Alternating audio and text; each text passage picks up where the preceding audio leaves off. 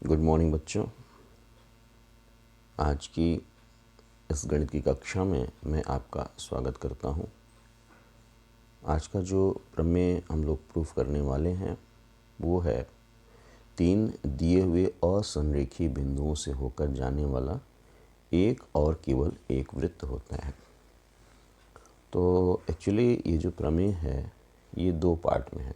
आप अगर प्रमेय को पढ़ें फिर से तो देखें, कह रहा है कि एक और केवल एक वृत्त होता है। तो ये जो प्रमेय है 2 पार्ट में प्रूफ होगा। पहले पार्ट में हम दिखाएंगे कि 3 असंरेखीय बिंदुओं से होकर सिर्फ एक वृत्त जाएगा, और दूसरे पार्ट में हम दिखाएंगे कि वो अकेला केवल एक, यहाँ पे लिखा हुआ केवल एक, यानी वो अकेला ऐसा वृत्त होगा जो कि उन 3 बिंदुओं से होकर जाएगा। तो आइए देखते हैं इसको स्टार्ट करने से पहले कुछ फंडामेंटल चीज़ें हम जान लेते हैं। कुछ बेसिक चीज़ें जिसकी ज़रूरत आपको इस प्रमेय में पड़ेगी उसको हम लोग देख लेते हैं। जैसे मान लीजिए कि ये हमारा रेखाखंड ए बी है और हमने इस रेखाखंड ए बी का लंबवर्धक खींचा, यानी परपेंडिकुलर बाइसेक्टर हमने इसका खींचा, यानी ऐसी रेखा खींची जो कि इस रेखाखंड ए बी पे लंब है और साथ ही साथ इसके मिड पॉइंट से, ए बी के मिड पॉइंट से होकर जा रहा है। तो जो रिज़ल्ट मैं आपको बता रहा हूँ वो आप देखिए।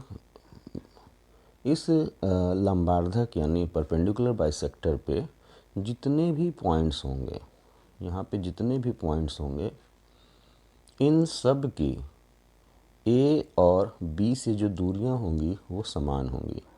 यानी अगर इसको मैं मान लूँ C D E F G H, तो ए की सी से दूरी ए की बी से दूरी बराबर होगी, ए की डी से दूरी, ए बी की डी से दूरी बराबर होगी, ए की ई से दूरी, बी की ई से दूरी बराबर होगी, ए की एफ से दूरी और बी की एफ से दूरी, ये सब दूरियां आपस में बराबर होती हैं और ये परपेंडिकुलर बाइसेक्टर की प्रॉपर्टी होती है।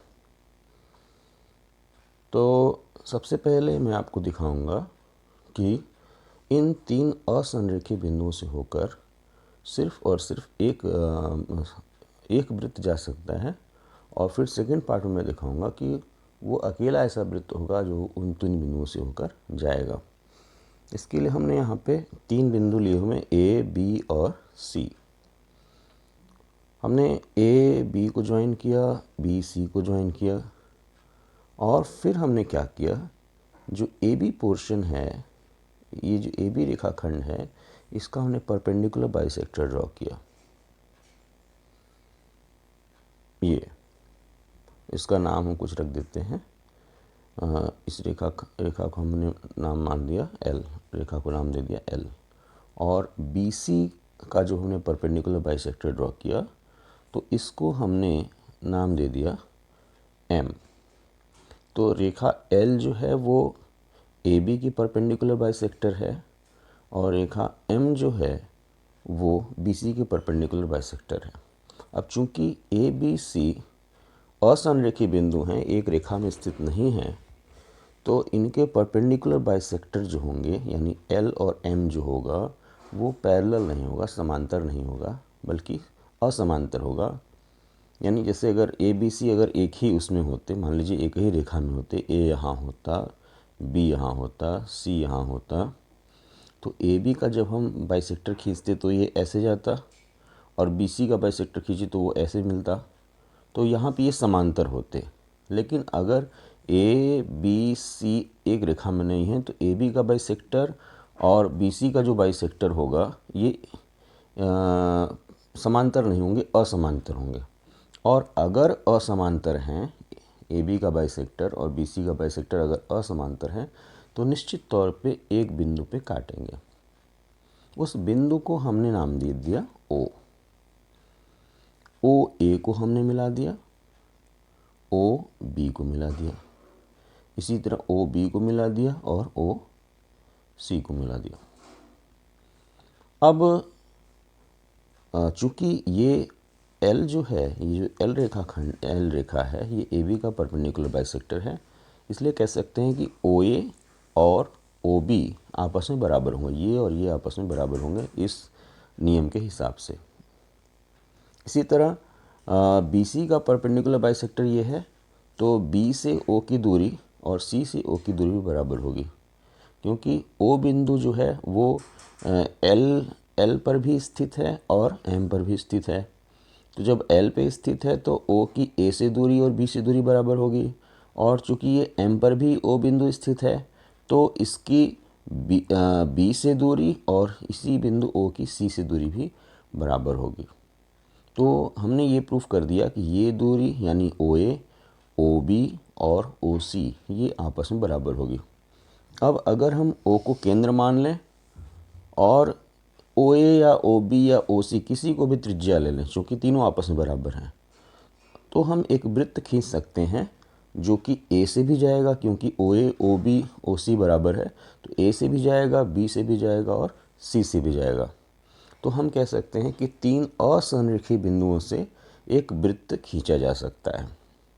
अब इसी प्रमेय का हम सेकंड पार्ट करते हैं, जिसमें हमें प्रूफ करना है कि केवल एक ही वृत्त ऐसा होगा जो कि इन 3 असंरेखीय बिंदुओं से होकर जाएगा। तो मान लीजिए कि एक ऐसा वृत्त है, यहीं पे या यहाँ पे देख लीजिए, मान लीजिए कि ये A है, ये B है और ये C है। ये आपने परपेंडिकुलर बाइसेक्टर खींचा AB का, ये परपेंडिकुलर बाइसेक्टर आपने, ये परपेंडिकुलर बाइसेक्टर हो गया BC का, इसको नाम दे दिया L, इसको नाम दे दिया M, इसको नाम दे दिया O। अब मान लीजिए कि एक और ऐसा वृत्त है जो कि इन ABC से होकर जा रहा है, इसको हमने मान लीजिए ऐसे दिखाया। ये मान लीजिए ये दूसरा वृत्त है जो कि A, B और C से होकर जा रहा है, और चूंकि ये दूसरा वृत्त है तो केंद्र इसका मान लीजिए कहीं और है, इसको हमने यहाँ मान लिया केंद्र है O डैश। तो O डैश की A से दूरी, O डैश की B से दूरी, O डैश की C से दूरी बराबर होगी, क्योंकि केंद्र इस नए वृत्त का जो कि ABC से होकर जा रहा है उसका, उस नए वृत्त का केंद्र O डैश है, तो इस O डैश की A से दूरी, B से दूरी, C से दूरी बराबर होगी। यानी O डैश जो है AB के लंबवर्धक पर स्थित होगा और O डैश ही BC के लंबवर्धक पर भी स्थित होगा। यानी O डैश एक ऐसा पॉइंट होगा जो AB और BC दोनों के लंबवर्धक पर स्थित होगा। और चूंकि दो नॉन कोलिनियर लाइंस, दो नॉन पैरेलल लाइंस एक ही बिंदु पर काट सकती, एक से ज़्यादा बिंदु पर काट नहीं सकती, तो AB का जो लंबवर्धक था वो और BC का जो लंबवर्धक था वो पहले O पे काट रहे थे।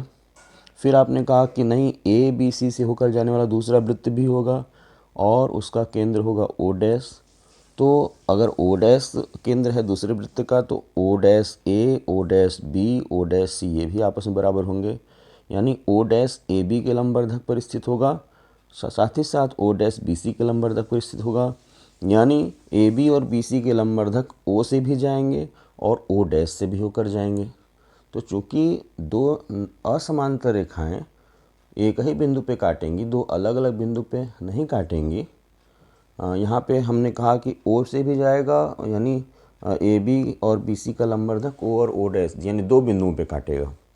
तो दो असमांतर रेखाएं चूँकि सिर्फ एक ही बिंदु पे काट सकती हैं, इसलिए ऐसा सोचना हमारा गलत है।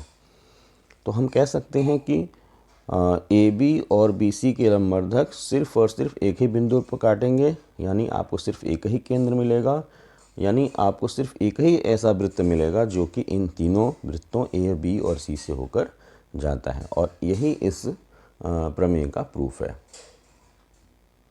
धन्यवाद।